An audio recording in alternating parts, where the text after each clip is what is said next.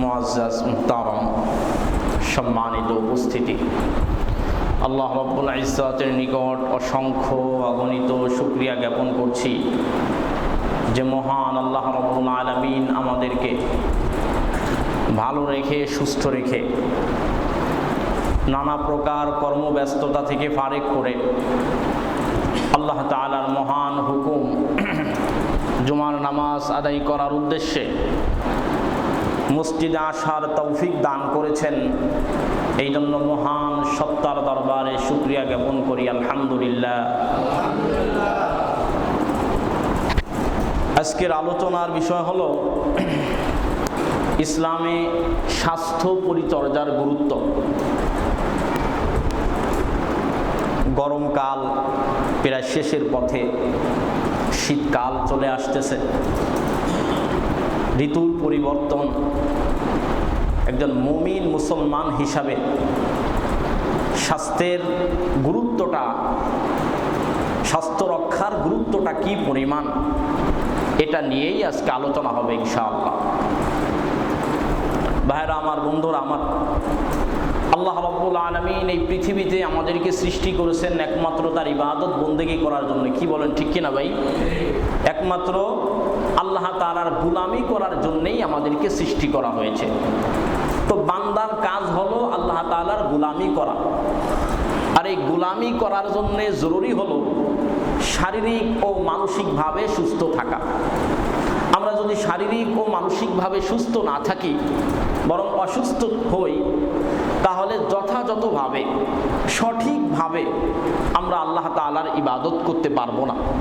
এই জন্য একাগ্রতার সাথে মন ও প্রাণ দিয়ে যদি আল্লাহ তাআলার ইবাদত করতে হয়, আমাদেরকে শারীরিকভাবেও মানসিকভাবে ফিট থাকতে হবে।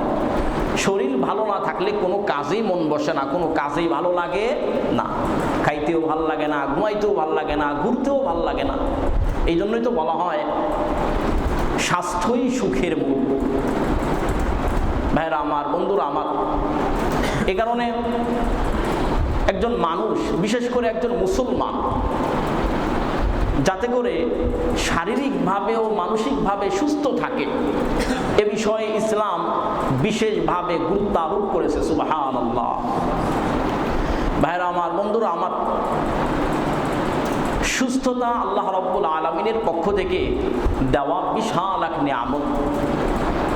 হাদিস শরীফের মধ্যে নবী করিম সাল্লাল্লাহু আলাইহি ওয়াসাল্লাম বলেছেন, নি'মাতানে মাগবুনুন ফীহিমা কাসীরুম মিনান নাস, আস-সিহহাতু ওয়াল ফারাগ। নবী বলেন, দুইটা নিয়ামতের ব্যাপারে মানুষ বড় ধোঁকাগ্রস্ত। এক নাম্বার সুস্থতা, দুই নাম্বার অবসর। নবী কেন বললেন এই দুইটা নিয়ামত পেয়ে মানুষ বড় ধোঁকায় পড়ে? বলার কারণ হলো, আমরা যখন সুস্থ থাকি তখন মনে করি আজকে যেমন সুস্থ আছি, আগামীকালও সুস্থ থাকব, পরশুও সুস্থ থাকব, এভাবেই করেই আমার জীবন কেটে যাবে। অনুরূপভাবে যখন অবসর থাকি, আমার কর্মব্যস্ততা থাকে না, তখন অনুরূপ কল্পনা করে অনর্থক অহেতুক আমি আমার সময়টাকে নষ্ট করি, এই চিন্তা করে ধর্ম, কর্ম, আল্লাহ তাআলার ইবাদত আরো পরে করা যাবে। বয়স মাত্র 20, বয়স মাত্র 30, এখনো বৃদ্ধ হই নাই, বৃদ্ধ হলে মসজিদে গিয়ে পড়ে থাকবো।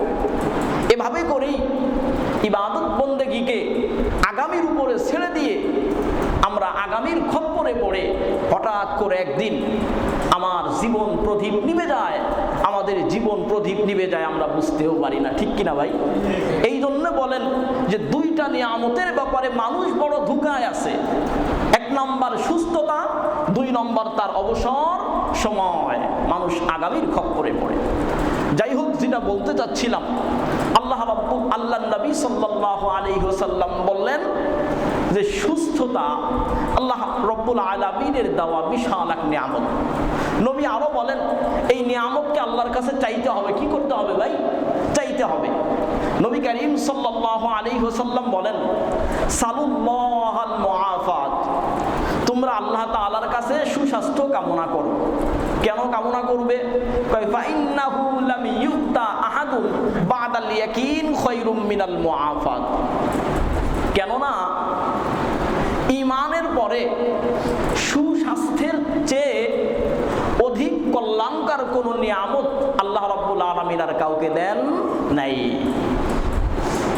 ঈমানের পরে সবথেকে কল্যাণ, সবথেকে মঙ্গলময় নিয়ামত হলো সুস্থতা। ভাইরা আমার, বন্ধুরা আমার, আমরা যখন এই সুস্থতা পাই বিনা টাকায়, বিনা পয়সায়, তখন এই সুস্থতার কদর করতে পারি না। আমরা সুস্থতার কদর বুঝি, সুস্থতা যে এত বড় একটা নিয়ামত এটা আমরা বুঝি। কখন বুঝি? যখন অসুস্থ হয়ে যায়। দাঁত থাকতে দাঁতের মর্যাদা দিতে হবে।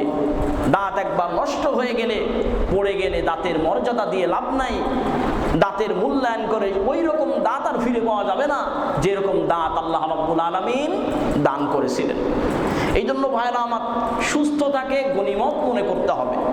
আমার অবহেলা, আমার অযত্ন, অনাকাঙ্ক্ষিত ভাবে আমি যেন অসুস্থ না হয়ে যাই, আর এভাবে করে আল্লাহ তাআলার ইবাদত থেকে যেন মাহরুম না হই, আল্লাহ তাআলার গোলামি করা থেকে যেন মাহরুম না হই, সে বিষয়ে আমাকে খেয়াল করতে হবে।